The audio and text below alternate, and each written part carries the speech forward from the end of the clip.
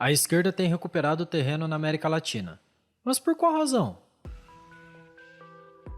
Este é o Visão Libertária, sua fonte de informações descentralizadas e distribuídas. Esse artigo foi sugerido e escrito por Atos Henrique, revisado por J.J. Lieber e narrado por Coreia com K. A esquerda tem reconquistado o terreno na América Latina. Hoje estão nas mãos da esquerda os seguintes países: México, Argentina, Chile, Peru, Nicarágua, Venezuela e Bolívia. E podem chegar ao poder em 2022 na Colômbia e no Brasil, onde atualmente seus candidatos são apontados como favoritos nas pesquisas de opinião. A esquerda latino-americana tem um grande diferencial da esquerda de outras localidades, como a europeia e a americana. Sua principal face é aquilo que podemos chamar de populismo. Populismo é uma prática política orientada no sentido de gerar e manter pobreza para manter determinado grupo no poder, além de impedir ou emparelhar o sistema de educação para manter as pessoas, em especial as mais pobres, ignorantes acerca de muitos aspectos na realidade política, além de retirar o máximo de recursos financeiros possíveis do setor produtivo para alocá-los em programas de ajuda social que têm por objetivo sempre se expandir, sem, portanto, reduzir a pobreza e a dependência dos mais pobres em relação ao Estado.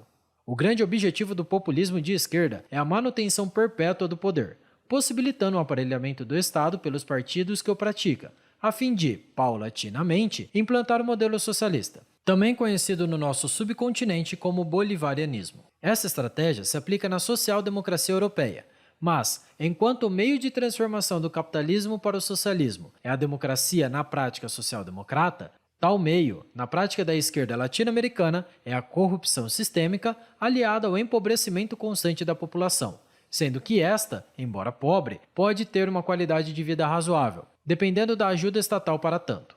Contudo, essa razoabilidade é decrescente, pois como esse modelo inibe o crescimento econômico, chega um momento em que a ajuda do Estado só lhe auxiliará a não morrer de fome.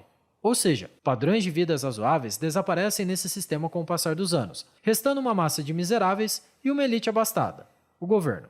O grande aspecto que torna o populismo de esquerda tão atraente na América Latina é a combinação de fatores econômicos e culturais. Vejamos.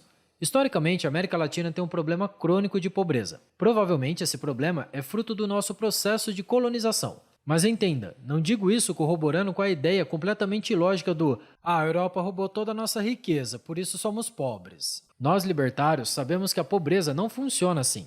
O que eu quero dizer é que, conforme explica o sociólogo brasileiro Raimundo Faoro, no Brasil, o processo de colonização e administração partiu do pressuposto de que homens do rei estavam fazendo o trabalho do rei. Esse personalismo inicial gerou um personalismo sistemático, na medida em que, estando o rei tão longe das novas terras, seus conquistadores trataram sua missão administrativa como um empreendimento privado, agindo como donos para preservar o interesse do dono, no caso, o monarca. Contudo, quando a monarquia caiu, só restou uma elite personalista e patrimonialista, que dependia do Estado para tudo, e via no Estado uma continuação dos seus bens pessoais. Algo parecido também ocorreu nos países colonizados pela Espanha.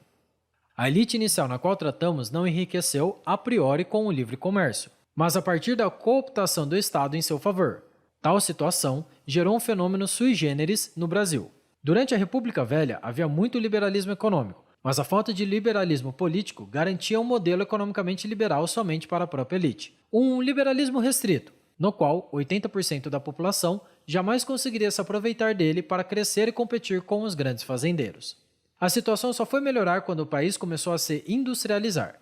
Porém, o poder central logo tratou de dirigir essa industrialização, o que garantiu que o pobre ou classe média só pudesse se aproveitar da indústria na condição de funcionário, pois os amigos do rei, agora no caso de Getúlio e posteriormente Juscelino Kubitschek, foram blindados como donos dos industriais nacionais. O processo que se deu no Brasil foi semelhante nos países de língua espanhola na América. Essa é uma das principais razões de ser tão difícil um pobre ascender socialmente por aqui.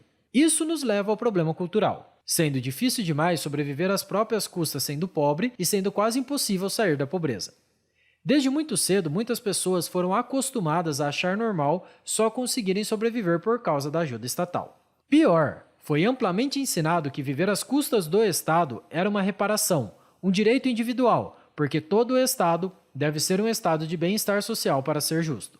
Para concluir, Mais recentemente, a direita avançou muito na América Latina, em especial com Macri na Argentina e Bolsonaro no Brasil. O que nos leva a pensar: se o liberalismo econômico é tão superior à receita esquerdista, por que o Brasil e os demais países latino-americanos não se viram logo livres da ameaça populista? Simples, porque a direita latino-americana não só sabe bater cabeça, mas também parece incapaz de traçar um bom plano e segui-lo. Vamos pegar 2 exemplos de chefes de governos ideológicos na Europa: Viktor Orbán na Hungria e Andrzej Duda na Polônia. Ambos queriam impor políticas conservadoras e tinham em seu pé uma corte constitucional majoritariamente esquerdista. Ao assumirem o poder, o que fizeram?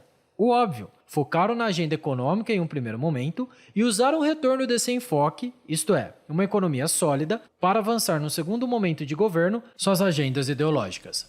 Ambos tiveram sucesso. Já no Brasil, por exemplo, Bolsonaro nos primeiros meses de governo estava brigando com todo mundo e postando sobre Golden Shower no Twitter.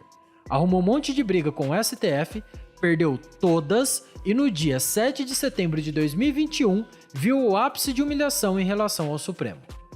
Políticos em geral são incompetentes, mas você já teve a impressão de que nossos políticos são especialmente incompetentes? Enfim, a saída para o tão sofrido povo da América Latina, assim como para todos os outros povos, é a sociedade de leis privadas. É parar de acreditar nessa utopia chamada Estado Democrático de Direito e serem verdadeiramente livres. Obrigado pela sua audiência. Se você gostou desse vídeo, clique no ícone de curtir abaixo e compartilhe o vídeo em sua rede social. Se você deseja ser notificado de outros vídeos, clique em se inscrever e depois no ícone da campainha. Até a próxima!